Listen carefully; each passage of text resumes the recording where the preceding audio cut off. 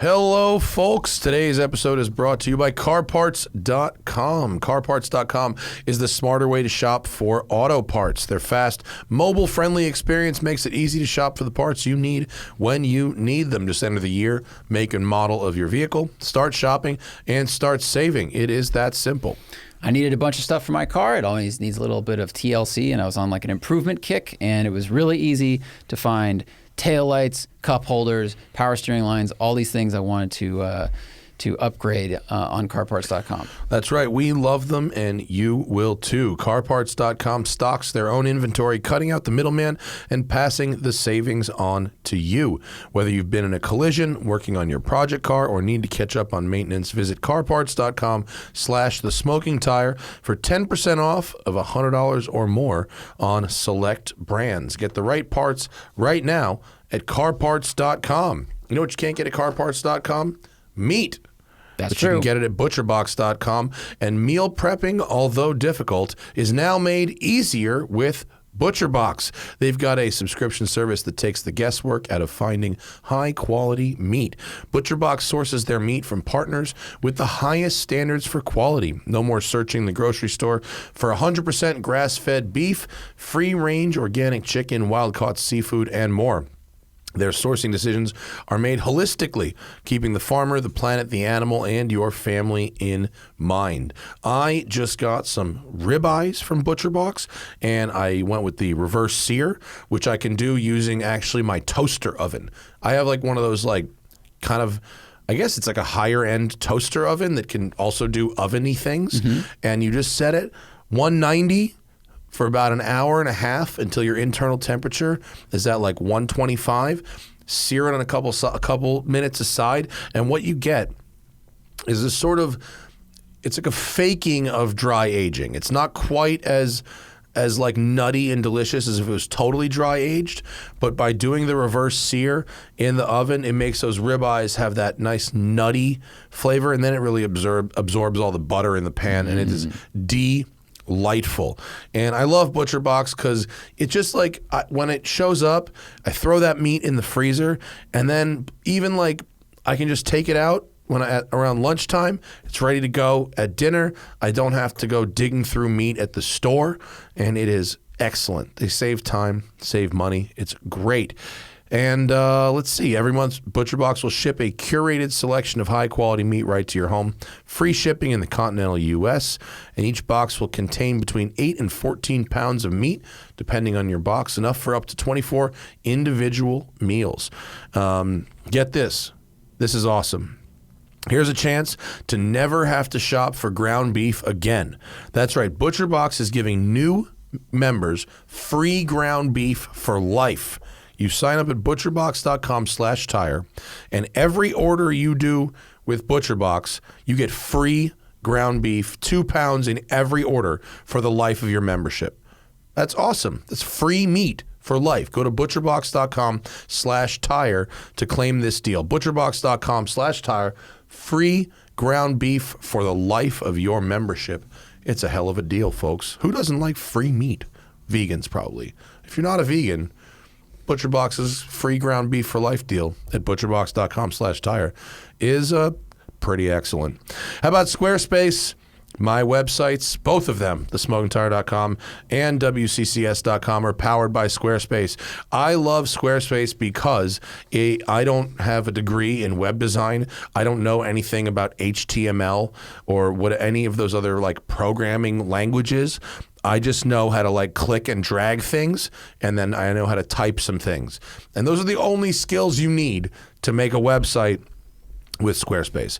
Whether you're talking about promoting your business, a blog, a resume type of deal, whatever it is you need a website for, Squarespace makes it super easy. You can integrate social media. You can integrate multimedia. You can have multiple different contributors. You could run a whole business with like different people writing for that website. It's so easy. The layouts, they've got like all of these pre-made, like, stylish looking, clean layouts, or you can design your own from scratch. You can make it personal, or you can make it simple. Actually, they're not one or the other. You can do both. It's simple and it can be personal. Squarespace has helped me create professional quality websites over and over, and the process is just super, super easy. Head over to squarespace.com for a free trial. And when you're ready to launch, go to squarespace.com/tire to save 10% off your first purchase of a website or a domain. It used to be that you had to go somewhere else to buy your domain and then use something like a Squarespace to make the physical website. Squarespace now, you can do all of that in one place. Buy your domain, get your website up, host it, keep it all there in one place, change it, update it every single day, every time you're offering a new service or have something to change. Or make it so it kind of already updates. Like the SmokingTire.com, all our social media stuff, all our podcasts, all our videos, they just populate there right away. It's very, very easy with Squarespace. So go to squarespace.com/tire to get 10% off your first purchase of a website or domain. Last but not least, you should never compromise when it comes to protecting your car. That's why we've got the Blackvue DR900X Plus Series dash cams. I love these dash cams. The Blackvue DR900X Plus model. It's got a new and improved 4K ultra high resolution front camera and a newer Sony Starvis sensor on the rear camera, so you can be sure you will capture all the important details both during the day and at night. As a screenless, compact camera that hides behind your rearview mirror, the Blackvue is managed exclusively from the Blackvue mobile app. With Blackvue seamless pairing, connect the Blackvue app is a breeze. No need to enter pesky passwords anymore. Just wave your hand near the camera to confirm it's you, and then the app will let you browse recorded videos, change settings, or connect your dash cam to the cloud effortlessly. When you're away from your car, we've got built-in voltage monitoring, so you can leave your car protected by Blackvue's parking mode without fear of draining your car's battery. And thanks to the optional LTE connectivity module, Blackvue DR900X Plus Series dashcam keeps you always connected to your car from anywhere. This means you can receive impact notifications on your mobile, check on your car with remote live view, and rest easy knowing that live event upload saves impact footage in real time to the cloud, including the all-important 5-second pre-impact buffer. The new mobile hotspot function allows you to turn your LTE-connected dashcam into a Wi-Fi hotspot for up to 5 devices, and there's an optional rear camera which you can get now or add later. So go to blackvue.com/TST, BLACKVUE.com/TST, and use the promo code TIRE to get 10% off any Blackvue dash cam with free shipping for orders over $200. That's blackvue.com/TST, promo code TIRE, get you 10% off any Blackvue dash cam and free shipping for orders over $200. That's Blackvue's DR900X Plus Series. All right, on today's episode of the show, Magnus Walker is in the studio. His new show on HAGERTY, The Big Thing. It's not the next big thing. It's purely the big thing. We talk about why that is. And we talk about every single car he drives on the entire season of The Big Thing. We also talk about why you may or may not want a Jaguar E-Type, why the Maserati MC12 is, in fact, awesome, and what it's like to drive a Koenigsegg Agera RS in the snow. It is quite a delightful show with one of my favorite people. Magnus Walker's here on the Smoking Tire Podcast. Rolls guy that was on fucking Carroll Shelby's Le Mans team in the 60s. What? He's represented in Ford versus Ferrari. He's in the film, and I'm actually filming him next week. Are you? Peterson, because my season finale of The Big Thing is all 3 generations. Oh, Ford GT. Yeah, well, that seems... GT40 to Ford GT. I saw the photos from Willow. That looked... The Peterson car. Well, there's a whole story about that. We can talk about it later. We're not. Well, we're here. Now that's here. We'll start we can sell it. The Big Thing. The Big Thing. This shit, dude. The fact that you went from last year doing the next big thing. And now, I think the tagline was, "You won't find these cars on the posters." Yeah. And These were now not the poster cars anymore. Yeah, and now it's like the big things. Like, these are the poster These are the cars. poster cars on Did the you wall. run out of next big thing No. cars? What happened? I had like 100 next big things. They were like, look, the numbers on these oddballs aren't doing The it. brain power over there at the Hagerty team, as much as I love talking about Isuzu Impulses and Gen 1 5-gram Boxsters, apparently that audience is not quite as large as they wanted when it came to eyeballs. Doesn't that suck about on-demand content? You Yeah. know, in the old, cable wasn't perfect, but when you found a show you liked, Right, it was always you'd connect with the host or whatever, and you'd watch what they were making because you believed in what they were doing. Right. Now it's like, oh, I have a choice to watch this video with Magnus where he drives a Isuzu Impulse or a Maserati MC12, and it's all just the numbers that way. I lament that about our on-demand culture. Yeah, I mean, for me, they're both sort of the same type of thing to make, and they're almost as much fun in a way. And I really enjoyed those first couple of seasons of, these are the underdog type of cars. Well, because you're always early on that kind of shit anyway in your own life. Yeah, I think in a way, I'm going to turn my phone off. One Thank thing I you. didn't do. Came in and Man of ultimate respect, silencing the phone. the mobile. Yeah, I mean, I even took my own advice and bought a Ferrari 308 GT4 Dino, which I'd said was the next big thing. Yeah, after driving it for the show, right? For season 1 of the show, yeah. Yeah. So I still got a bunch of cars on that wish list. The Viper I still want. Did you drive? You drove a Gen 1 Viper? I drove Busy Motos, not Gen 1, last Gen Viper. Yeah. So that was a whole different type of snake. I'm all of a sudden coming around on those very early Vipers. I thought they were shit piles forever, and all of a sudden I'm like, a 92, is it really that bad? It would be. I think they're kind of cool. They are cool. I would go GTS. What is that, 95, 97 GTS? They had air conditioning and glass. They look so good. They look cool. They sound good. They're easy to drive. But the weird thing for me about the Viper is they're kind of cramped inside.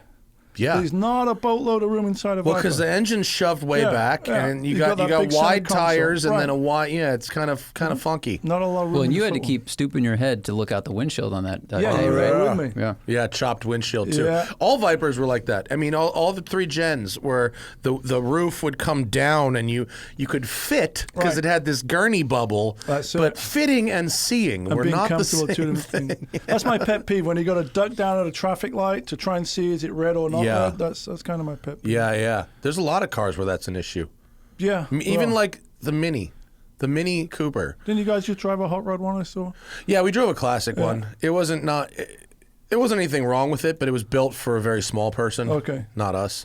Mr. Bean or something. We had driven another one that had a supercharged V6 in the back that was insane. It was built by the same company. Built by the same company. But it fit great, and it was crazy. It was a Honda V6 with a Rotrex on it. It made 500 horsepower. And a Mini. And it beat a McLaren in a quarter-mile drag race. It ripped. How cool It is was that? fucking great. Rule Britannia. It was very, very cool. Jewel crown right there. Although I'm surprised. Have you had a Mini? I've never owned one. I'm surprised. I feel like that would be your vibe. Yeah, I kind of wanted one. I've got the E-Type Jag. I had the Lotus. I'm back on the E-Type kick. But a Mini is on the list. Just never got there. You just got to have a sunroof or something for your hat to pop out. If you eliminate the back seat and you put a column extender on the wheel, it's fine. And you go DTM style. Hell yeah. That exactly. would be the way to go. I watched your. I didn't watch the 931 yet. I watched the Mercedes. You're doing them in chronological order. I went in order. MC12 next. And I watched the MC12. Those are the ones. Okay. The first ones I watched. Thought they were lovely. I will say the turbo one is my fave so far. Well, it's shocking. It's your car. Well, I've sort of deliberately avoided doing Porsches because everyone's like, "Oh, you're that Porsche guy." So I sort of deliberately avoided them, but. It's not because it's my car. It's just the vibe, the music, the way it came together. It's my wheelhouse of comfort zone in a way. Well, nighttime downtown LA with Larry Chen. That's pretty So Magnus. Larry came on board to help out. Not help out, basically to take care of all the production film needs. So Season 3 is a bit different. Other than we're no longer the next big thing, with a big thing. And yes, these are the poster cars on your wall. That wasn't my choice. But hey, everyone's got a wish list of cars you want to see. Is it working, or do the view counts reflect the choice of it being the big thing? The turbo came out a day ago. That's got 55. That's pretty. That's good for Haggerty's channel. I think that's good. pretty good. Yeah. The difference this time, though, really for me is I put my own team together. So I'm producing first 2 seasons with Tangent, and now I'm producing it myself, which gives me more control. But also it's a lot more pressure of trying to find the needle in the haystack and herding cats to get stuff done in a timely order when you got a deadline. Yeah.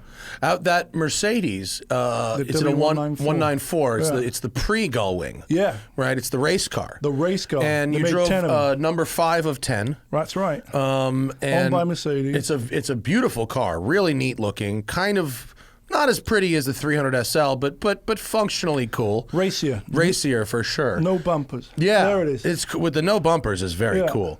And so although I have seen the video, what I didn't really get a sense of, because you've driven Gullwings before, did the Million one, right? So give me a one versus the other of the Gullwing versus the 194. The Gullwing has more power than the W194 due to direct mechanical fuel injection. Yeah. This one's running carburetors. Other than that, they're very sort of similar. If you've driven a Gullwing, it's the tall gears, the swing axle sort of slides around, the brakes that are not great. Yeah. Antiquated by today's standards because it's 70 years old, but when you're in it, none of that matters. And I actually did 165 miles in that car that day, in and around all the That's malls. pretty G. Yeah, like Mercedes showed up. That's pretty awesome. Well, this is a funny part of the story. I guess the car's never normally in the States. It's in Europe doing Mille Miglia and Goodwood and events like that. It came over for Pebble Beach. So it was on and the wasn't lawn. it also at San Marino? I think I saw it at San Marino. Also, so it was on the lawn at Pebble Beach on the Sunday, and then a couple of weeks later it was at San Marino. I'd driven it down at the Classic Center right after Pebble, and then the big thing came along, and I'm like, oh, this would be great if I could get in that. And it was heading back to Germany, but the timing sort of was great. Mercedes brought it out, dropped it off at Deer Creek in this 50-foot trailer. Yeah. Imagine going up Deer Creek in a 50-foot trailer. I'm like, this you guys is a really narrow PCH? road, folks. Yeah. It's like super technical. And we got a call time at like 6 a.m., so they drop it off in this big rig trailer. And then I literally drove it from 6 a.m. to 6 p.m. And I think they were surprised at the end of the day when they saw there were 165 miles on it. They thought I was just going to drive around the block a few times. That's funny. So, well, what's interesting about a car is like the more, with a car like this, where its value is a historical significance. Right. This car its value is beyond mileage. Right. One of these comes up for auction, if ever. Who fucking cares what? There's so few of them. They're so historically significant.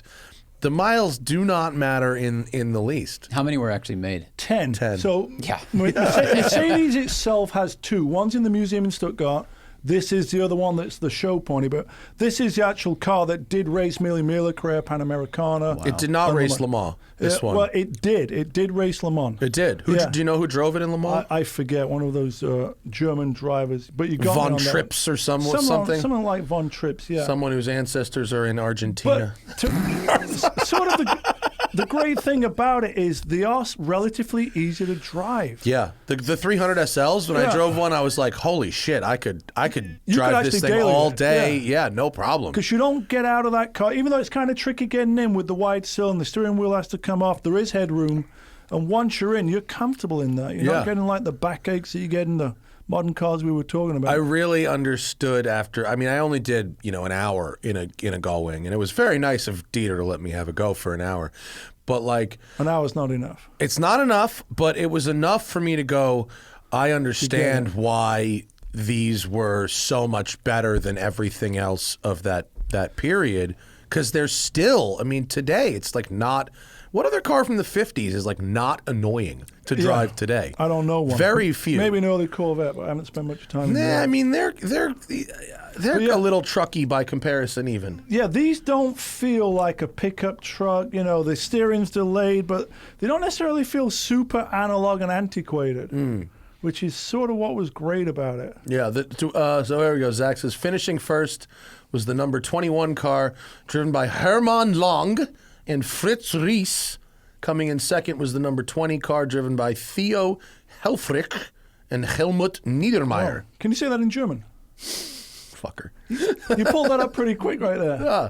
No, Zach's, Google. Zach's got the Google at hand. I wonder which car, because it's got a number 3 on it right now. I wonder if that's the original number that Well, I'm going to have to do some fact checking. Maybe not. I don't know. Yeah. I don't know. But it's fucking cool. I think the only other car that really tops that is Sterling Moss's Mille Mille SLR. That's the only other car of that era. And that car was just retired permanently, right? Yeah, they made that great video driving in London and made its way back to the museum. It'll never be driven again, they said. What they say. Never say never, though, right? Yeah, I know. And not until they can do something. Not when it comes to marketing. You know, you get Lewis Hamilton behind the wheel. Yes, right? exactly. When he gets his 8th championship. That SLR is bitching. Yeah. That thing is real cool. I mean, it's kind of nuts when you think what they did back in '55 on the Mille Mille. Yeah.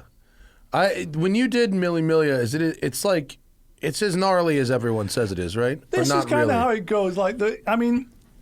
It's all about prep, I think. We arrived like the day before, jet-lagged, and you're straight into it, so you don't ever want to do that. And I always say, if you want to see Italy, don't do the Mille Mille, because you don't really see Italy. Yeah. You know, it really going is. Going by shit at 100 miles an hour. You're up at 6 a.m. to get to the car at 7. There's a lot of hurry up and wait. Maybe you leave the grid at 8, and then by the time you're done at the end of the day, it's 10 p.m. Yeah. So you're in the car 12, 14 hours a day. But it sort of breaks down to, there's 1,000 roundabouts every day. Like, it's hairball on the road, because once you see the cops drive on the other side of the road into oncoming traffic, you do the same thing. So there's a lot of that sort of frantic driving. Yeah. But you're not necessarily going super fast. Sometimes you're there early watching the clock, and Hannah and I decided we weren't going to be competitive in the sense of we didn't care where we finished, we were just going to enjoy it. Because a lot of people, we went to the drivers' meeting, there's all these people who've done the homework with the rule book that's in Italian, and they've got things highlighted with yellow, orange, blue, and we're like, what is this all about? What is written in this guy's fucking book? Yeah. So some people take it very, very seriously they've got to be down to the split second, the time in all these runs, and sometimes it's a timed run over 100 yards, and you have to do it in 6 seconds, but you don't really know. So I guess to answer your question, the first day was like, wow, this is crazy. Second day was like, this is really crazy. Third day was, why the fuck are we doing this? There was no fun in it. And then the fourth day was like, wow, this is the greatest thing we ever did. Yeah. So there's a lot of camaraderie about it. And I think the greatest thing about the Mille Mille, really, if I sum it up, are the people that line the route along the way. Sure. If it wasn't for the people when you arrive in these little villages, bleary-eyed, after being behind the wheel for 10, 12 hours, hungry, tired, whatever emotion you're in, frustrated, whatever it is, you got lost, you followed someone, somehow they're always happy and cheering. Yeah. So the doors come up on the gull wing, you beep the horn, they cheer, and all of a sudden, just that little bit of positive affirmation of congratulations. Yeah. These people have been standing out in the rain for hours, because when we did it, it rained 3 out of the 4 days. Oh, God. So I'm supposed to do the Dubai one. Okay. Which was going to be like next week, but got bumped to Q4, ambiguous Q4. Yeah, we got invited on that. We heard about it, and it could be interesting. Like, are you doing that in a new car or an old car? I believe an old car. I don't fucking know. They're setting me up with a car. They said something old and Italian was the quotes. Old and Italian. Yeah. So sounds reliable. Sure, it will be. It won't be mine. That's what's fucking important about it. Well, that was the cool thing about Mille Mille. We did it with Mercedes. Yeah. So they you had just factory support. Factory support. At the end of the day, they go, "How's the car?" I go, "Same as the day before. It doesn't stop good, but we love it." Yeah. And that's kind of it. You just get in the next day and go. Speaking of Italy, you got to have a day in an MC12, which is a pretty unique experience. Yeah. Weird car. Yeah. True homologation car. Right, 50 of those made and a couple of race cars. Yeah, and the race cars were pretty successful as well. I mean, when is an Enzo not an Enzo? Yeah. When it's a Maserati MC12. Much better looking than the Enzo, if you ask me. Yeah, I actually spoke to but... Frank Stevenson about that car, who designed it, who turns out to be a really cool dude. Yeah, his Super YouTube channel's neat. Yeah. His Instagram is really neat, his whole industrial design element, and he talked me through that process that was sort of put together in 4 months, which is sort of unbelievable. And believe it or not, on somewhat of a budget, which sounds kind of surprising, but I mean, it does have some switch parts, little plasticky switches and door handle. Just because something's $2 million doesn't mean you only got 4 months to develop it. Everything can't be bespoke, right? Yeah, but it's neat because it even though it shares a platform with an Enzo, it looks wildly different. Right. it's not so much that it's lesser than, but it really is, even for someone jaded like me, a real treat to see one.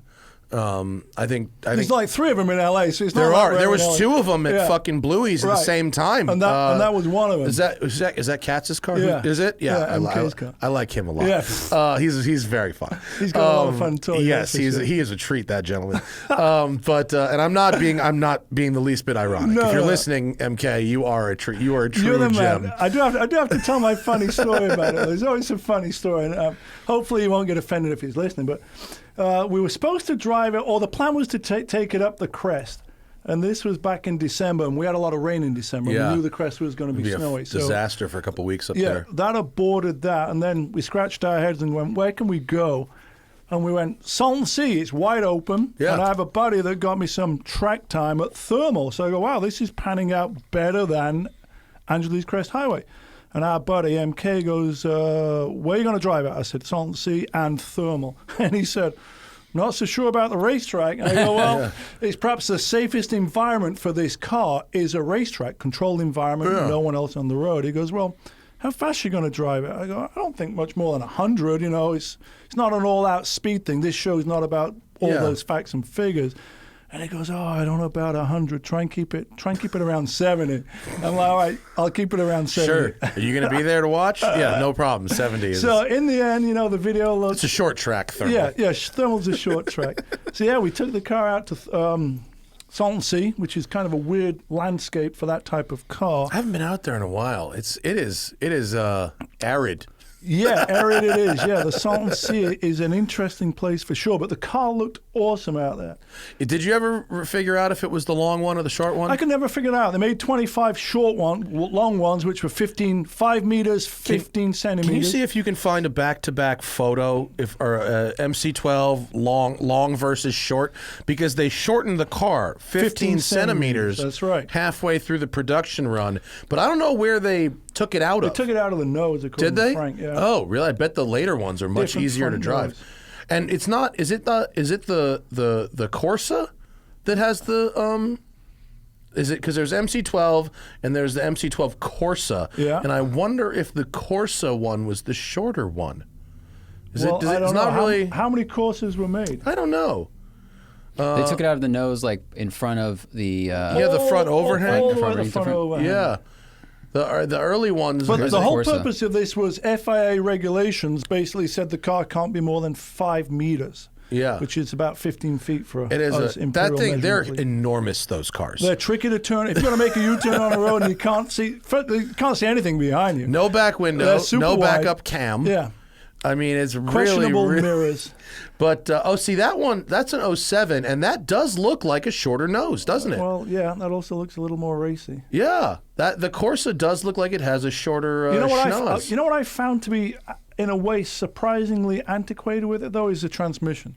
It's that super bulky slam transmission. Yeah, I wouldn't be surprised though. That was the era of clunky fucking gearbox. I guess old I'm single forgetting clutch, right? that the car is over. It's old. That's a 20-year-old car with probably 25-year-old technology. Yeah. Let's not forget. Yeah. But you sort of look at it, and to me, it just sort of looks current. But you get in it, and you go, "Oh, this is actually not that current." Well, credit to Frank Stevenson. That's good. I mean, that means the styling is Good design great. never The goes styling out of is style, yeah. really held up. And you the know? power is also still like relevant in terms of its amount. So you get in, you're like, oh, it's as fast as a lot of modern. They sound good. It's as fast as a Dodge Challenger off the showroom floor. They sound good though. They do sound really good. They scream, they wail. Yeah. So that was. But as long as the 3-point turns, I think that is actually why the track works, because you don't have to make 3-point turns on the track. Exactly. Yeah. That would be my nightmare with one of those cars. Like when I've ever had to film my Countach, like fuck the fucking 3-point turns, Yeah, like, backing just up kill and me. stuff. Right, and that's super long. That's a lot longer than your Countach. Oh yeah, that's a Countach 0.5. I mean, how long is a Countach? I don't know, but not nearly anything like nearly that. as Those long as cars are gigantic. They're Yeah, I know. huge. And then just that funky design of the wing that goes 4 inches out before going up. It's a crazy 6.5 detail. feet wide, that rear wing. Yeah, it's wild, isn't it? Super duper wide. What are those things going for? I think they're like 3.5 to 4 mil. Yeah? Yeah. That's big money. It's not a $5 grand boxer, that's for sure. That's why it's the big thing. Yeah, that one's especially the big thing. Can we talk about what's next on the big thing? What else did you get to drive that really I shot stood 7 out? episodes. E-Type Jag is next. So Did you use yours or did you find another one? no, because I got the Ugly Duckling 2+2 automatic. So the goal on the E-Type was a Gen 1 unmolested Series 1 original. Yeah. So that was a lot of fun. Shot After driving that one, how did you feel about your own? Well, mine's super antiquated. The goal with mine is to get rid of the automatic and put a 5 or 6 speed gate reg manual in it and sort of have a hot rod E-Type. I used to own a Series 1, which was the one I filmed, and I love them. But I will say, I'm going through all the footage now, and the same thing with every E-Type I've ever driven, including this one that was super nice. I always worry about them overheating. Yeah. Like, we drove it around all day long, Griffith Park, Hollywood, Mulholland, and by the end of the day, that needle's hitting 3/4. And once it gets over 3/4, it starts going pretty quick to the danger zone. I've heard this over and over about E-Types, that the cooling really is an issue. Right. Even on days that are not so bad. Right. Even on We shot it in fairly good first week good of conditions. January where it wasn't that Yeah. hot. Is there Look at it, anything like... it's V12 and the mouth is tiny. For early ones are Well, a 6. Or 6. I mean, it's kind of like the Z06 problem, the C7 Z06 It's just a problem. tiny mouth. Is Here's there what you anything got- that can be done about it? Yeah, you get Electric a fan? later, bigger radiator and dual fan is what you get. Oh, and does that pretty much solve the whole deal? It makes it better. And then you punch louvers, punch more louvers. Yeah, in the well, hood? it's got plenty of louvers on, but obviously not enough. And I think airflow is part of the issue. Yeah. I mean, I broke down in mine on Labor Day weekend, Friday afternoon on the 10 freeway around 3 in the afternoon. Waited 2 hours on the side of the road for AAA. In no shade. It was about 95 degrees that day. Yeah. And it was the same type of thing, and it's the Achilles heel. It's like if you find yourself in traffic, and you don't have to be in traffic for long, like 10, 15 minutes. But the E-Type one I wouldn't be able to handle the stress of that. I'd be having panic attacks. Oh. It's too bad because, like, the cool thing about the E-Type is that there are so many of them. They Right. made a lot of them. 72,000 of them. Yeah, they made a shitload of these things, and so there is an E-Type for almost any Every price point. Well, that's what I talk about in the film, because Yeah. I talk about the Series 1 that I drove was a $165,000 car, and the guy had bought it not too long ago. My V12 beat-up patinaed one, I paid $16,000 for it. Yeah. So unlike a Ferrari or an Aston Martin of that era where they might have made 1,000 of them and these are $1 million cars, and Yeah. you can't get a $16,000 Aston Martin. You Yeah. can still get a Jag in the teens if you're willing to go down that rabbit hole of unreliability, but adventure and affordability. Yeah. But I think that's What do why you think you have to spend to get one where you're not really worried about it all the time? I think you got 40, 50? at least, Yeah. if not more. Yeah. They've kind of gone up. Like the first one I bought it back in '95. It was $20,000. I flew up to Sacramento with $20,000 in a backpack on a round trip ticket. Bought the car at the airport, drove it back to downtown. I got within half, and this was a restored E-Type bought in '94, 67 Series 1 restored. It made it all the way back to literally within half a mile of my loft on 7th and Santa Fe, and the clutch went out. And that was welcome to the world of the slippery slope of E-Type ownership. Then I ran into the overheating problem, which is how I discovered the bigger radiator dual fan. But it was one of those things that we'd park it in the warehouse and we'd look at it. We wouldn't drive it for 6 months. And we'd go, thing's so beautiful. Why don't we drive it? So we'd shoehorn it out. And then within 2 hours, something else would have broken down on the car. We go, that's why we don't drive it. It's a little bit like the Lotus story I had. Same type of thing. But unlike the Lotus, I keep going back to the E-Type for some reason. It's Did you dump the Lotus? I did, yeah. Oh, you did? I sold it to the Jag guy, and then I bought the Ferrari 308 GTB. That's too bad. The Lotus was pretty. The Lotus was certainly pretty, but it had too many grumbling problems with it. Travis Sokolsky from Road and Track was in here last week telling us the shit show of his Lotus Esprit experience Everyone's as well. got one. I think because the problem is you got to maintain them. Not a lot of people want to work on them, know how to work on them, or want to spend the money on them. Yeah. Because up to a certain point, they're no longer cheap cars, but they were for a long time. So there's a lot of... Any car that went through that period where it was undesirable enough that people wouldn't spend the money to do shit right, you're going to spend time and money unfucking stuff. And that's the problem with the Lotus. That was Yeah. another Bringer trailer restored car, but it was someone else's. You know, like when you restore a car, but you don't shake it down, but it's finished. Right. But then you got to do all the shakedown, grumbling, development, fine tune. That was Donnie that called Lotus. it the 10, 100, 1000. Yeah. So you drive it 10 miles and something's going to break. You fix that and you get 100 miles, something will break.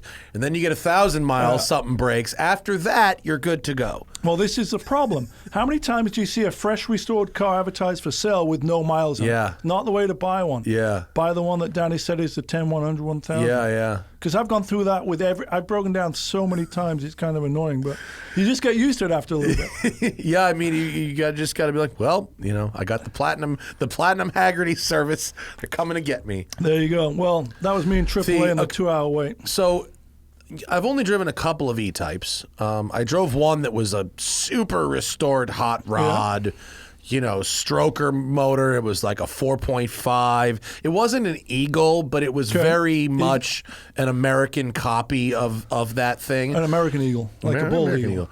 And it was really, really great. Really, like, a beautiful experience, and it worked great. And it made me go, oh, I'd like to have, like... Is it one of those things where like every car guy should have one of those at some point? I think it should be on the list, and in my experience, they really have to be dialed in. Like in stock form, they're kind of a little soft and floaty, and the understeer, and they stop better than other cars of that era because they were the first production sports car with disc brakes.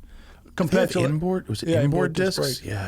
Yeah. So I often say to people, an E-Type's like a better driving experience from a Gullwing for like a tenth of the price, and they stop better. But in a way, they're sort of similar, torquey motor, 4-speed gearbox, super stylish, sexy to look at. But I think with the E-Type, the key is you got to get one that's sorted. You know who had? I'm about to LA name drop you, but you know who had a great one? It was Jensen. Oh, did you see his? Yeah, I've seen it. It's fucking amazing. He That came would to make the sense. Bluey's Cars and Coffee 2 weeks ago with it, and What year is his? Series 1, early one? Don't know. I want to say it's a 4.2, but it's early-ish. Yeah. I don't know exactly, but it was impeccably done, hot rodded a bit. We should ask him about overheating. He didn't complain. How far had he driven it? I don't know if it How went long that had he been far. in it? But one thing he mentioned several times was that it is the best car to drift within the city. Oh, there you And go. I was like, well, He would know. You get pulled over. Who do you think you are? Formula One driver or something? Well, F1 champion, what was it, Exactly. 2006? yeah. Zach? What? What 10? year? No, No. it's 06. I think it's 06. What year does Jensen Button? Was it 06? Really? Ron, there we go. 9. No. Yeah, 2009. 2009. 2009. Whoa. All right. Time has gone by, my Wrong. friend. Time has gone by, 2009. Yeah. Fortunately, you're age in reverse, so it's Well, okay. I'm turning 55 this year. Man, You I just can't- turned 40. I did. And the How's 40 and feeling for you? Well, it's going okay, except I don't know if you heard through the grapevine of what happened to the car I bought myself for my 40th birthday. Wait, didn't you buy 2? Well, yes, I did. The BMW is just fine and delightful. Do you know where the Porsche is? Tell me the story. On a fucking boat on fire in the ocean. Oh, you're on that boat? I'm on the boat, with dude. 4,000 other the cars? Felicity Ace. I'm on. You actually know you're on it? You tracking Yes, it I somewhere? called. My dealer called me. boy. My car's on a fucking boat. So what do you do in that situation? Dude. They told me like to wait. I mean, the dealer was See like, what happens. they said they don't know yet. They obviously Porsche's gonna do whatever they can do. There's 1,000 Porsches. Oh, boy. And 1,500 Audis and 189 Bentleys. How does the boat catch fire? This I don't know. Don't know. No news. What we do know is that it is totally adrift. Nobody no one's on it. it. Everyone got Nobody off. on it. What's the plan for saving it? No fucking clue. How is this not an environmental hazard? It probably It's is. like Dieselgate all It over probably again is, for the dude. VW Can't they group. just drop the anchor as they jump off? I know nothing about boats. You know a Can't little they send more. a remote team in, like, SEAL Mission Team 6. Impossible style? I mean, and, that's definitely what they're going to do. slow it on down or something? I mean, I don't, dude. I have Where no. is it? Where exactly It's is off the Azores, Where's off that? I of don't- Portugal. okay. It left Germany. Hasn't even gone far. Did not get very far. Zach, can you pull it up so we the can see where it Felicity is? Ace All right. is off of Portugal. Let's see the photo. The live location. Oh, the photo. Yeah, let's Let's track it. That's what it's. It's I mean, not it a small look, fire. Doesn't look too bad right there. That's bad, Magnus. Fire. The boat is still floating. It hasn't gone That's down true. yet, right? It's very hard to sink the boat. Let's see if we can find what's it. that? Vesselfinder.com. Is this the Titanic or something? Bro, it's just drifting, and I think. What did you have on order? A GT4? A Spider. Oh, a Spider. According to, there it is. Oh, it's between land and other land. It's yes. I'm sure they can go get that, right? According to what was it? Maritime law. This is what someone on Twitter said.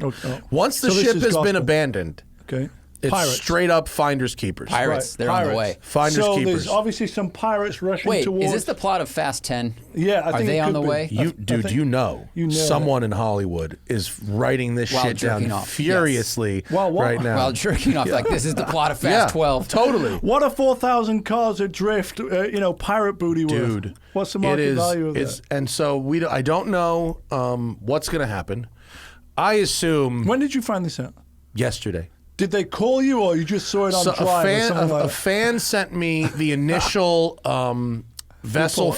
It was like a marine news website. It was not a car website. Like a fan sent me like marine fucking news, and it was like car carrier abandoned and crew saved and boat on fire, and they were like, "LOL, hope your car's not on this." Oh boy. And I was like, "Yeah, I hope not," But When were you supposed to receive this car? February 25th in New Jersey.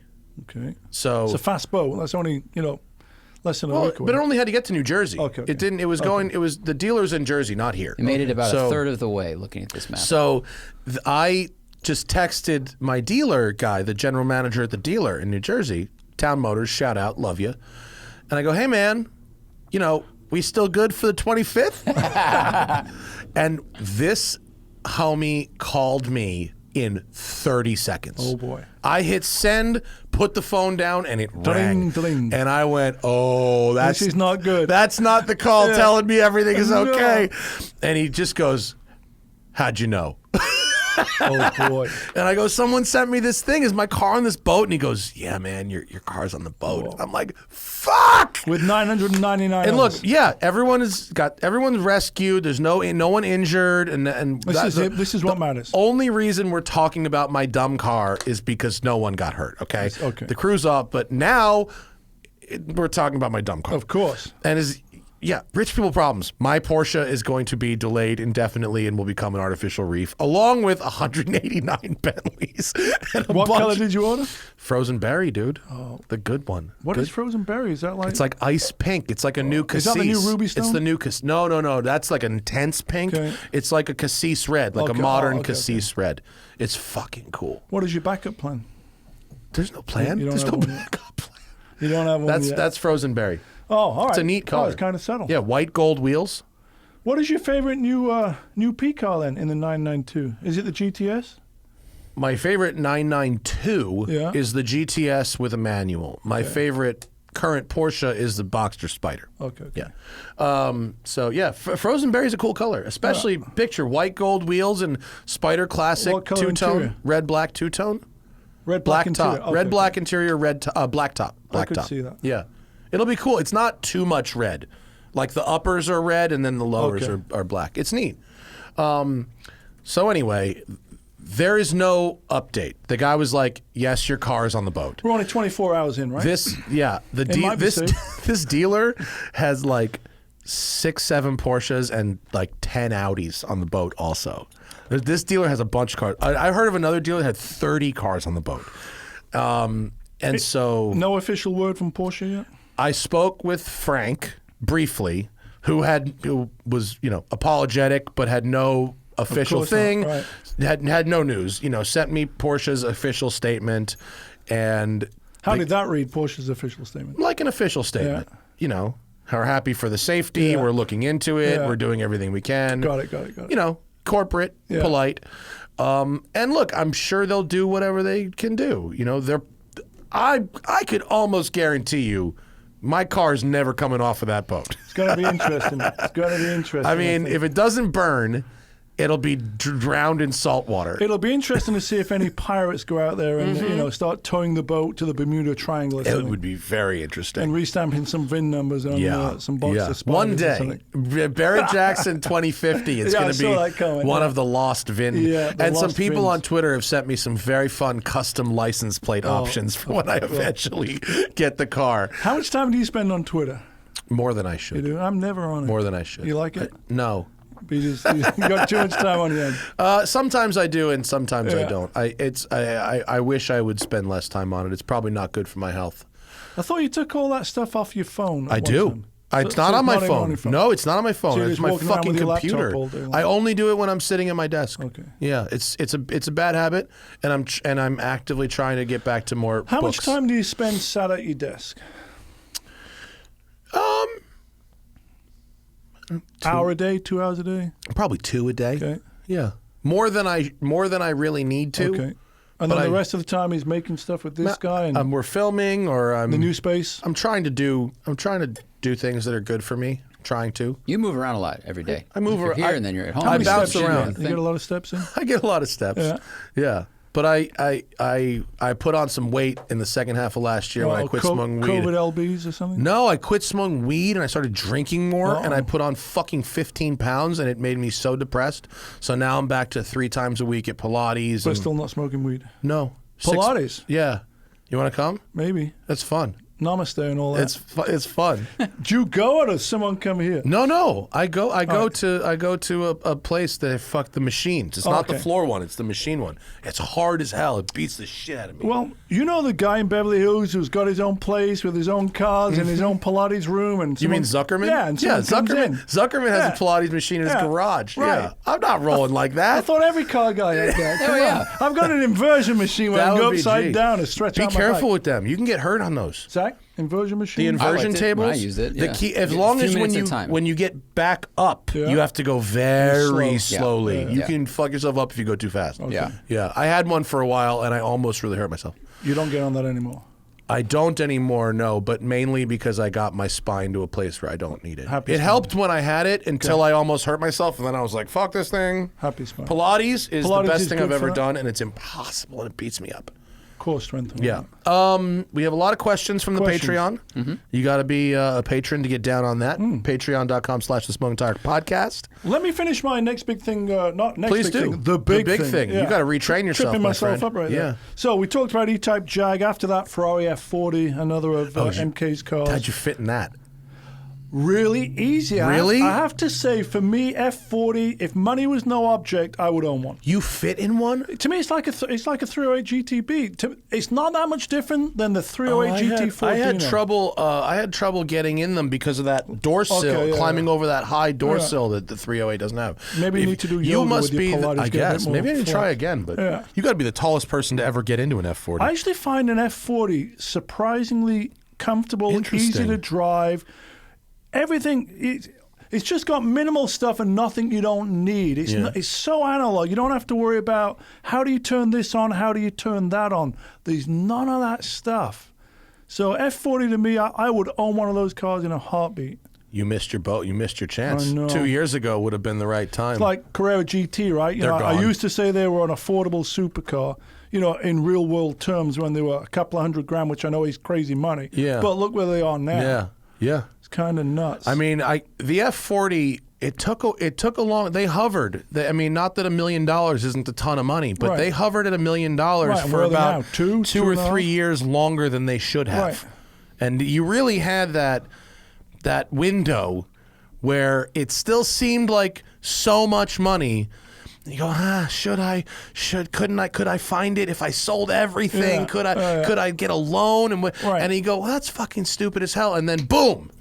Oh, in a period of about 6 months, they went from 1 to 1.5 to 2, They took and they're off. never coming back. And now they're 2.2, 2.3, and they're just like, But when you're driving what I call OPF, other people's Ferraris, and it doesn't matter because you don't own it, yeah. they're just so, in a weird way, practical. Like, you don't really have to worry about coming in and out of driveways. They're not that super low. They're Yeah. not super wide. Visibility's good. They're easy to modulate the clutch. Everything seems like, you know, it's within reason of limits of they're not like 800 horsepower. Yeah. They're not stupidly crazy. Yeah, you put 2022 tires on an F40, and it's actually going to be reasonably manageable. Right. Yeah. It's not a real workout. You don't have to be a He-Man and move them around. Yeah. Ferrari clutches are very good. They make a nice clutch, like in terms of feel and modulation. Not too much of a pain in the ass. Right. Heavy, I find, but easy to modulate, easy to find the biting point. Yeah. How's your Ferrari? You like it? Your 328? I love it. Yeah, it's great. I really like it a lot. I got to get that ugly duckling 308 GT4 Dino where it's reliable. Is it not working properly? I think the carburetors need rebuilding. All the throttle, it's just lazy, laggy on throttle. It's not instant snappy. It's like somehow it's not sharp. It's not crisp. I think the carbs need rebuilding. It smells fuely. It's a car that needs a bit. I just want to see go to your buddy Donnie or something. It does. Donnie would love to have a go at that. I just was at Camisa's house like a month ago recording a podcast up north, and his 308 GT4 was in the garage. And what you just described was how his garage smelled. Yeah, it smells real. It smelled fuely. Yeah. Like I can drive it for an hour or so. Like to Newcomb's and back is fine, but you want to go out to Malibu and go further out. Like 2 hours in, you start getting this fuel vapor headache. Did some of them have mechanical fuel injection? Am I remembering that? I mean, mine does. The 308s are carbs. Just carbs. The 308 GTS-I, From that 80, I is for right. injection that happened later. Right. And then mine, the 328s are all injected. I think the last year carbureted was the 308 GTB 79. Yeah, that sounds right.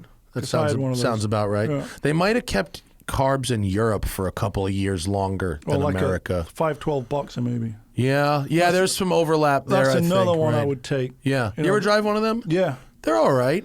Yeah, they're a little chunky, heavy and clunky, but they're cool. See, the F40 doesn't have that heavy clunky bit. They're just aren't they 2,800 pounds or something? Yeah. They're light, right? Super light. Is that your season finale, F40? No, the 3 generations of the Ford GT40. The Ford GT, yeah. So this one I'm super excited about. I managed to talk the Peterson into dragging out their Mark III, one of 4 left-hand drive streetcars built. The blue one, right? That's in the museum. Is fucking awesome. So that car comes out, and then I got a Gen 2. Did you get in that? I drove it. I'm driving it. You could fit in that? Yeah. Well, I where there's a will, there's a way. Am I comfortable in it? No. Were my knees literally on the steering wheel, and was it like this? Yes. But you're in a 1967 do what you got to do. Ford GT40 that they don't bring out very often. So yeah. Was it lovely? Well, the car broke down after like 2 hours. Oh no! Well, 2 hours that's a good run for that. Well, we weren't 2 hours on track, so the short amount of seat time I had was great, but it was right at the beginning, so I didn't get to fully experience what it would do. Yeah, the 05, the second gen car. That's the sweet spot. Isn't that great? That's one of the best road cars of all time. Yeah, I really like. If someone said you can have the keys to it. From a practical point of view, the 05, 06 would be the one I would take. It's so good. And then I had a 2017 Gen 3 there, the yellow one. That car is such an obvious homologation race car, like the MC12. Right. And it's so purpose built, and the pace is extraordinary. The speed is amazing. But I'll take the Gen 2 for driving on the street. I would say the same way. And so, how good is that gearbox? The manual really, is really fucking nice. great. The interesting thing about the Gen 3 car, that's owned by this guy called Chip Beck in Arizona, who brought it out from Scottsdale, Arizona, to Willow Springs for the day. Wow. He's the president of the How do I American know that GT40 Club. And then I teamed up with Billy Johnson, who was the Ford development driver who helped develop that car for Ford's return to Le Mans in 2016 for the 50th anniversary of the first win, when they actually had a class win at Le Mans in that car. So as the season finale with these 3 cars, I got Charlie Agapoo talking about the glory days of Shelby back in the 60s when he worked in Venice. I got Camilo Pardo, who designed. Did you have Camilo come out? He didn't come out for that, but he's coming out on Tuesday, and he's going to be supposedly at the Peterson at 9 a.m. to talk about designing the 0506. Because have you ever hung out with him? Yeah. He's a maniac. I've got some crazy stories. Yeah, he's fucking. I've hung out with him in Detroit. He's out of his mind. Yeah. I mean this in the kindest way possible. Way. He is out of his mind. I first met him under the 6th Street Bridge about 10 years ago. He was randomly downtown. It's right where I am. He sketched my turbo on the back of a napkin. We became friends, and in 2015, I took 277 to Detroit for a film festival, made a video with an Iggy Pop song that starts at Camilo's warehouse on. what's the road? On Woodward Avenue. Yeah, it's I went on to his Woodward, loft yeah. there. So yeah, he's coming out to talk about designing that car, which in reality, tough shoes to fill following up on the original one, but in reality, that's the most connected to the original. The Gen 3, as great as it is, it's not really a connection, right? No. Can it really be a Ford GT without a V8? I mean, yeah, sure. I'm not as attached to that as other people are, and I understand why they did what they did. But I think his design, that you want to talk about a car that has really aged well. Right. The Gen 2 car has really aged well. Yeah. And is And it's kind of rare to see one without stripes. no stripe is great.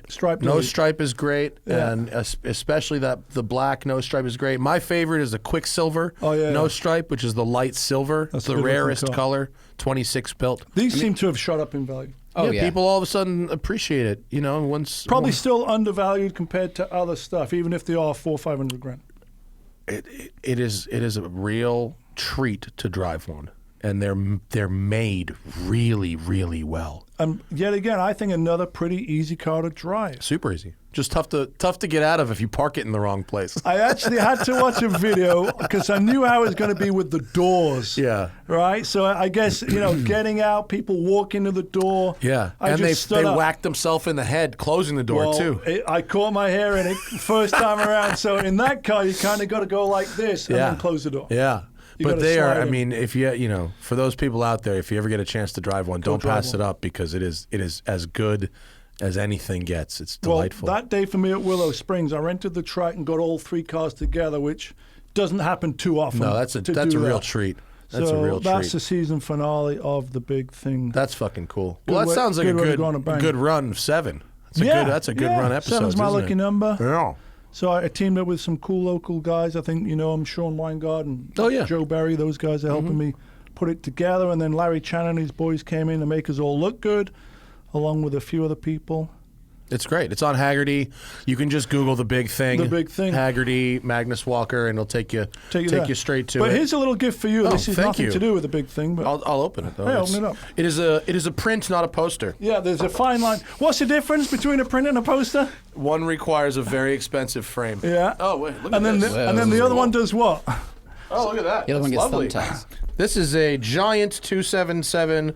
It's like a pop art kind of deal. Yeah, pop art collaboration With who? with my Geordie buddy Felix Host down there. He's cool. the artist that put that together It's got like a Union Jack in the back. The 277 in the LA It's River. a real painted look. Love That's it. cool. Yeah, so his whole process is he makes a bitchin'. stencil. It's sort of graffiti / pop art / movie band poster. Wow. So it was like this Very, very throw cool. mashup collaboration. Are you selling these? He is. So he did an original painting that's quite a lot bigger than that, and then made Very these cool. prints, not posters. Museum quality, blah blah They're nice. blah. Yeah, it's a very high quality You print. put it in the bathroom; it'll look good. You don't have to frame it. I'm gonna frame it. You kidding me? I frame shit here. I brought you some blue tape. Thank you. With the blue tape. I'm gonna frame that. That's delightful. Thanks, dude. No worries. Really appreciate No worries. that. We still got some wall space here to film, All right. and we got the new shop. We're building the second shop. So How's the new shop coming? Hawthorne Airport, right? Yeah, we got the 90% design review is Tuesday, meaning it's my last chance to sit down with the architects and engineers and make any changes. Okay. All major decisions have been done, but it's going to be very cool. Is that an old school printout paper plan, or is it some funky virtual walkthrough? No, it's or- fucking paper. Paper Yeah, also. yeah. I mean, it's obviously done in CAD, Right. but we But sit down. you're rolling it out Yeah, on the yeah. table. We're It's rolling not it some out. virtual walkthrough. No. We're rolling it out and marking it up. They'll have a virtual walkthrough once we finalize it, so I can use it for marketing and whatnot. Are you happy with it up to this point? I'm happy with everything we are doing. I am unhappy with some of the discoveries we've made about garbage that was fucking lipsticked up for the sale. Got it. The sellers of the building painted the entire floor, which looked great. What are they hiding? Yeah. They're hiding the fact that the concrete slab has 0 rebar in it. Oh. How do you put a concrete slab with no rebar? I don't know, but they did it in 1962. Oh, and so we that's have only to. 50 years ago. We've got to dig up about 2/3 of the slab and add rebar so that the lifts will have seismic Support, right. resistance. Got it. Yeah, yeah. So How deep does the slab have to be? Not that deep. That's 6-inch, 12-inch? Yeah, it's like 8-inch. It's not that deep. It's not that big of a How deal. many square feet of concrete are you jacking up there? Well, the building is 16,000, and I've got to cut up about 9 or 10 of it, which it sucks. It's money. It's time. That wasn't budgeted in, I'm sure. No, it's not the end of the world. It's just I assumed we were going to find something. Yeah. I assumed we'd find something. But when it is done, it will be really, really nice. And we're going to have we got like an 80 space parking lot outside, so we can have cars and coffee events. Stuff we can't do here. And there's some stuff like we have multiple different entrances for vehicles, and the wash bay is over in the back. And so we can, stuff that we've learned at this one that maybe with a little space could be improved. It'll be cool. Yeah, it'll be really cool. You own the building, right? I do. Yeah, I own the building. So it's a long play. But it'll be... I like the long play.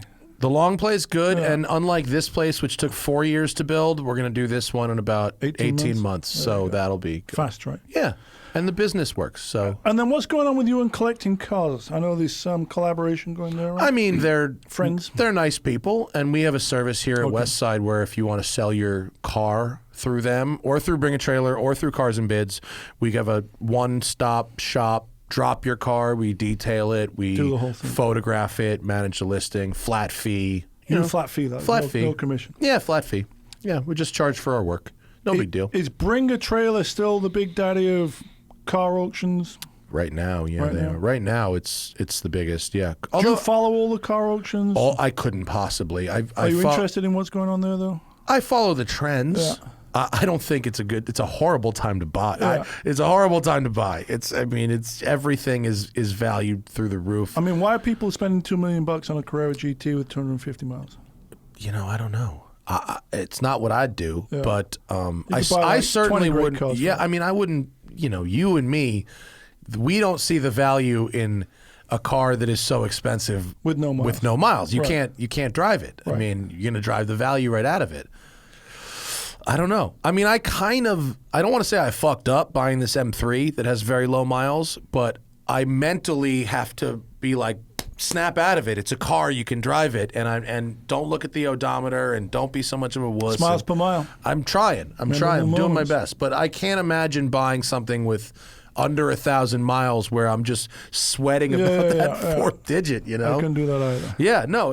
Otherwise, it's like buy a painting, buy a stock, buy something. Yeah, buy something. Gold. Buy gold. Buy a building. Buy anything. That's a smart move. Yeah, land. I'm a fan of land, honestly. A smart play. Let's get a couple Questions. of these Patreon guys. Right, We have some enthusiastic people. Hunter Sands, just saw your episode of The Big Thing on the 930 Turbo. Do you think in 20 or 30 years we will look back on early GT cars in a similar way to the 930 Turbo and its impact on the brand and other manufacturers? That's a very good question right there. GT car. Porsche, I think GT3s, like 996 GT3s. I think it's the other way around. I think the 930 Turbo told us about the future, whereas the GT our GT cars are about kind of preserving the past. Could be. I mean, to me, the 996 GT3 is the one I own. That's, I think, the most engaging. It's not the quickest, but it's most analog one. I think that's an undervalued car still today. Gen 1, Gen 2, 996 GT3. The really low miles ones are just shot through the roof. Really? Where are they at? 120, 140. Wow. Yeah, they're no longer 50, 60, 70 grand cars. No. So they're already going. They're already going. They are on the way. Yeah. What else we got? AJ says, why does the newer Ford GT sell for such a higher price than the previous one? Are they really worth $1 million plus? Is it really that much better than the early 2000s one? Two different cars, I think. I agree. For sure. Yeah. I mean, first of all, the earlier one, right? It's got 3 pedals. Yeah. Well, he's saying, why does the new one sell for more? I think rarity. They made less, right? They've made less. They're still making them, though. They're still making them, but total. This one's the last year. I think they made. I want to say they made 1,700 or so of the Gen 2 car. I think. How many did they make? I think it was 17. I think it was about 1,700. Why am I thinking these 4,000, Zach? Are there 4,000? I think there's 4,000 Gen 2 cars, and I think Gen 3 they're going to max out at 2,000 or 2,100. Okay, well according to my new buddy Chip right. Beck. Second generation Ford GT. Production they numbers, made 1,000. No, that's the current car. The current car is 1,350 but they're produced. not done with it yet. Yeah. They're still making it. 4,000 actually might be right. I don't know where I got 1,700 from. But 4,000, it's more. It's a bunch more. I'm saying there's 4,000. Someone will fact check, correct me once Zach gets it. But let's move on to the next question. Well, it is. I think for the one, it's a bunch more. For two, the hoops that people had to go through to you get just them. you have to get an allocation. And then the fact that they couldn't sell them for 2 years, that drove a market that couldn't get their hands on it. The Gen 2 Camillo car never really raced. Ford didn't have a fully backed race program with that car. Yeah. The Gen 3, this is the big, we're going back to Le Mans for the 50th anniversary and we're going to win. This is the brief. We're not going back to, finish second. We're going back to win. So it's got that What was the race MSRP heritage. on the new Gen? The current Gen? 500, $499. MSRP. So we also have to think like that's starting at 5. Yeah. And so it's doubled. But the other ones. The other one was $149.9. Yeah, and what are they going for now? 4 to 5? 3 to 4 gets you a really good one. So they've both doubled. It's just they started at a lower price. Inflation, blah blah blah blah. And Ford couldn't sell them at the time. At the time, the Gen 2. When they were new, Ford was offering discounts, and they don't have that problem with the Gen 3. No. But I think the Gen 2 and the popularity of it in the years after they sold it probably helped feed the interest in Gen 3. Plus, also like the Gen 2 really looks like the Gen 1. The Gen 3 doesn't really look like the original one. Yeah. Time has been very kind to the Gen 2 through durability, the fact that you can push triple the horsepower through one and race on runways. They did pretty good with that. The fact that just like the Carrera GT, it represents the end of no traction control, manual gearbox, those very analog experiences. But the new one, you are right, Magnus. 4,038 cars. Very good. Guys, I do my homework for the next big thing. Very good. These are pretty important facts because someone out there will tell you you've got it wrong. Especially at Hagerty. Chris Navio says, Magnus, what is the ultimate car you'd like to drive on the big thing? Mine would be a GT1. The GT1's pretty good. No one bitches about the headlights on a GT1 like they do a 996 fried egg headlight, right? GT1. Have you had to go in a GT1? No, I mean I haven't. That would be the jam. They're sort of rarefied air right there. Right. That's a $7 to $10 million car. Right? What's your ultimate though? I don't actually have one. I'll be honest. I don't have one. Is the correct answer. What about you? I mean, if I was doing a show called The Big Thing, I would say that those mid to late 90s. I mean, the McLaren F1.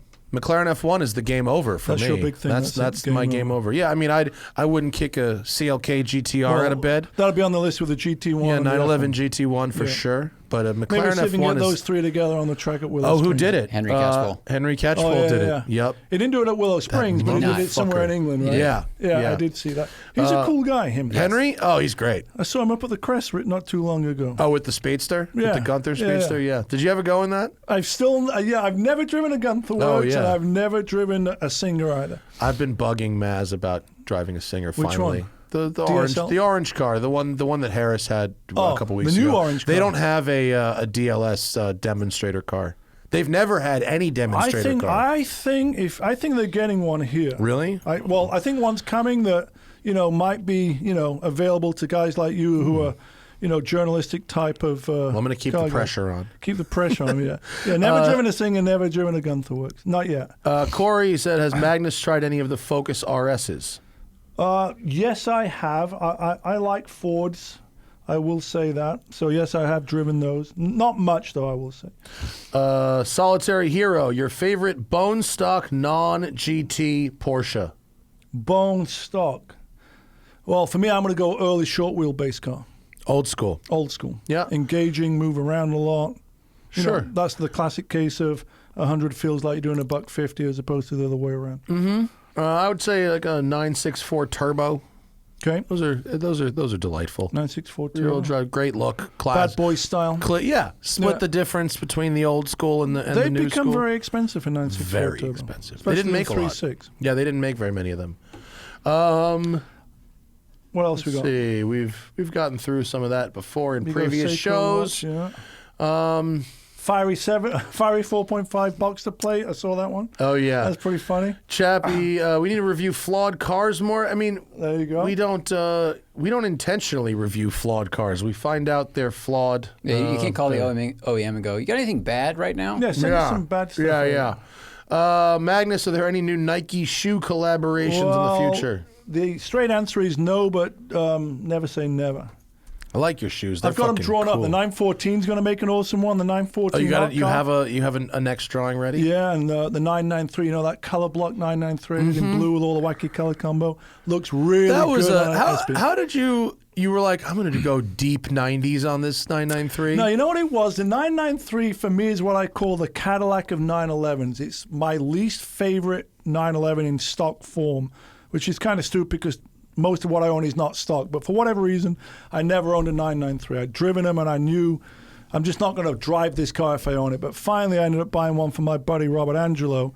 And I didn't realize at the time, he was thinking of selling it. He does the classic, let me just drop it off for you and, you can see if you like it type of thing. So it brings it down and it's sort of 80% done, but the bumper's hanging off and it's not quite there. And I go, I don't know. It's a bit worse than I thought. And then I found out it was actually a wrap. It's got this Mexico Riviera blue, which I thought was paint. And I'm sort of not a wrap type of guy. I've never wrapped anything.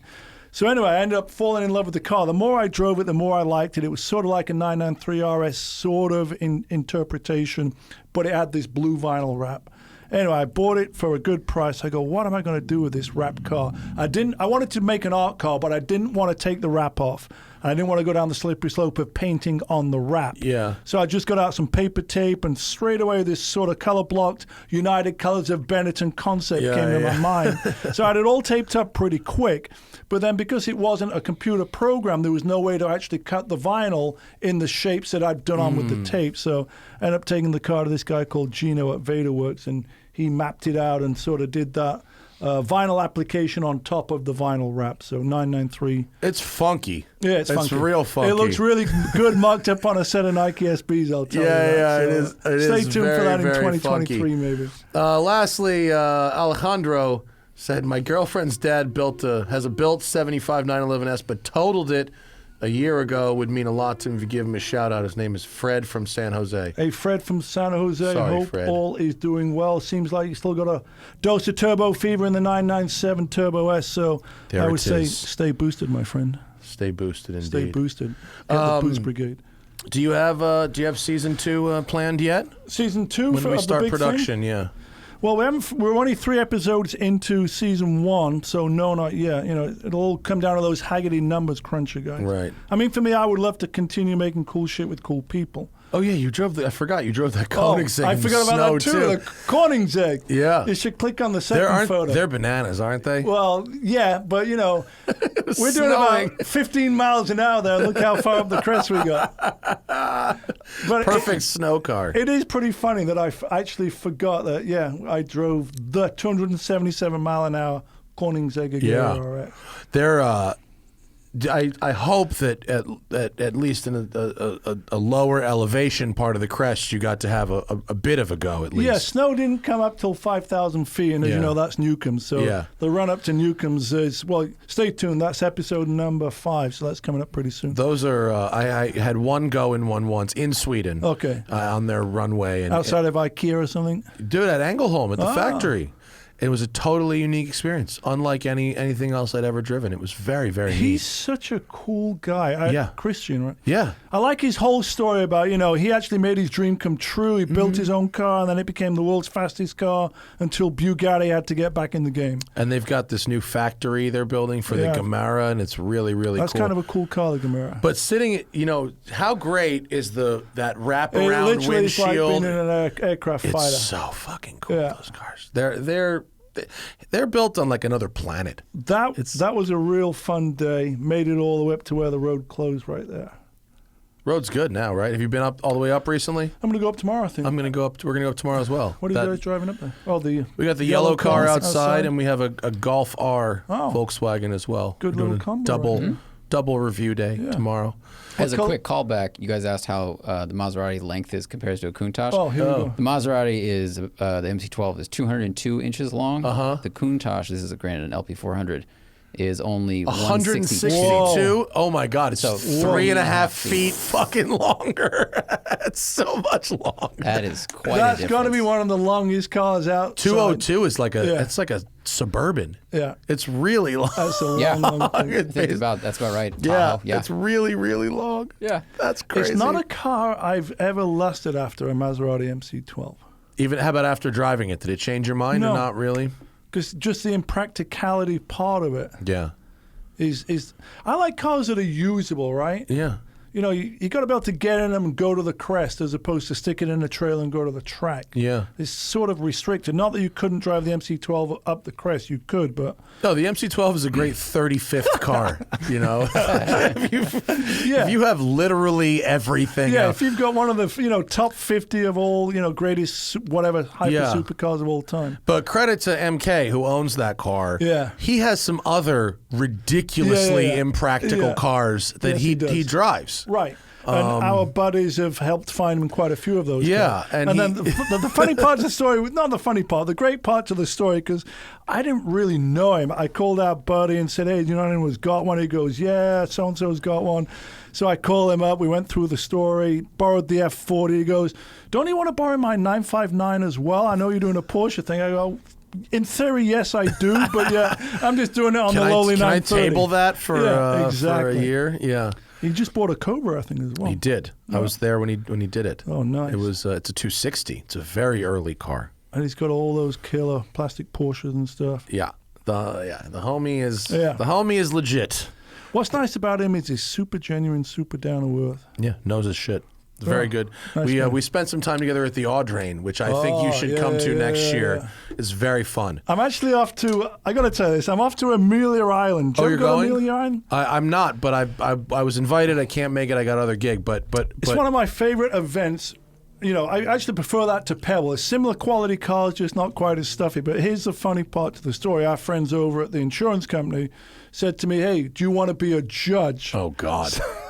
The fuck do you know about originality? Nothing. Nothing. Nothing. You don't know anything about originality. And of course, my pet peeve always, he's talking about, concourse judges with white gloves and Q-tips telling you what's right and wrong about your car. so funny. He said to me, hey, do you want to be a judge? And I'm like, oh, it's my pet peeve, but sure, yes, I'll be a judge. So I'm actually going down Amelia Island to be a judge at the so Concours on the funny. Sunday. So I figure whilst I'm there, let me do an Outlaw gathering. I put together an Outlaw cool. gathering at Brumo's. Uh-huh. And I've got a little buck signing going on at the Ritz-Carlton Hotel at Amelia Island It's as very well. not you. The building of the people, of course. Yeah. I figure while you're there, you take advantage of that situation. So I'm actually super excited about judging, weirdly.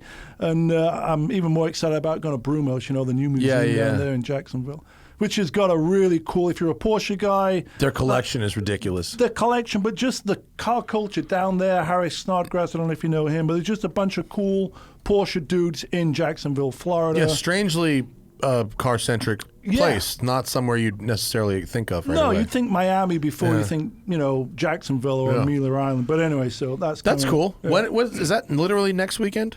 No, When the is it? weekend after. Weekend I'm doing after? the Brumo's thing. So if anyone's tuning in who's going to be down in Brumo's, Jacksonville, it's 2 weeks from today. And then Amelia Island Concours is like the weekend of March 3rd, 4th, 5th. Okay, cool. Yeah. So- we're going at the end of March to Newport, Rhode Island with Audrain Museum, and we're doing this. I think it's called. I want to say it's called the Veterans Run. It's a street race in 100-year-old this cars. sounds It's great. literally like 1906. It's like London to Brighton or something. Yes, exactly. So they Donald Osborne Uh-huh. he thought London to Brighton was the coolest thing. Yeah. But the cutoff year, it's either 1904 or 1905. That's the cutoff year. Is the cutoff. So you can't It even must take be a Bentley below. older. Must be older than that. And it's going from where? The Vanderbilt Mansion to the Rockefeller Mansion? And it's a road trip from Ochre Court Mansion to Bristol Harbor Inn and back. I wasn't too far away. 40 miles. You were pretty much on Didn't point. you sell your yacht up to for the breakers or something? Yes. Like, see, I follow what you do. were on point. Yeah, I was on so point. the thing with this event is Oh, they boy. made the cutoff like 2 years later, like 1906. And the difference between a car... It's about 30 miles an hour. No. It's about a tenth the price. Oh, it's like okay, 30 okay, grand okay. for Got a it. 1906 and Yeah, 300 yeah, grand I for a got it. 1904. I got it. So they're trying to make it a little more accessible for Got it. folks. And Zach and I have never driven anything this old. Are you dressing up in period Yes. black Fuck outfit? yes, we are. Like distinguished gentleman's ride type Yes. thing? I have ordered my outfit. Little I'm ready to Lord go. Fauntleroy, you've ordered your Absolutely. outfit from where? It's called like historical. What is the outfit? Tweed with a flat cap and a pipe? Yeah, pretty Kinda, much. yeah. Yeah, Like a big it's like white a big overcoat. fucking duster Gatsby and type a of thing? vest. Oh, Yeah, the whole shit. Got goggles, the whole bit. It's gonna be great.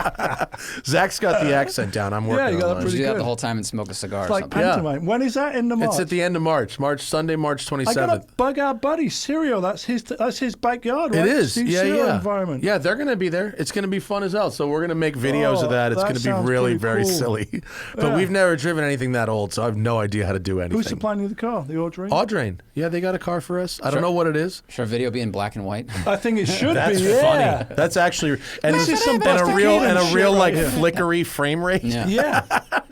I'm picturing early pre-talkies, Buster Keaton, Charlie Chaplin That style. is fun. Fatty Arbuckle. Like slides of Yeah. like, hey, Yeah, exactly. Hey, That's how you should what's do this it. lever do? You ever watch the Buster Keaton movies, like the way he timed the houses falling down? That guy was an Yeah. absolute Yeah, genius. it's amazing. The ones in Absolute downtown LA where genius. he's hanging off the clock. Yeah. And then the early Laurel and Hardy's pushing the piano are great. upstairs. Yeah, Yeah, on I it's love Subway. that shit. fucking crazy.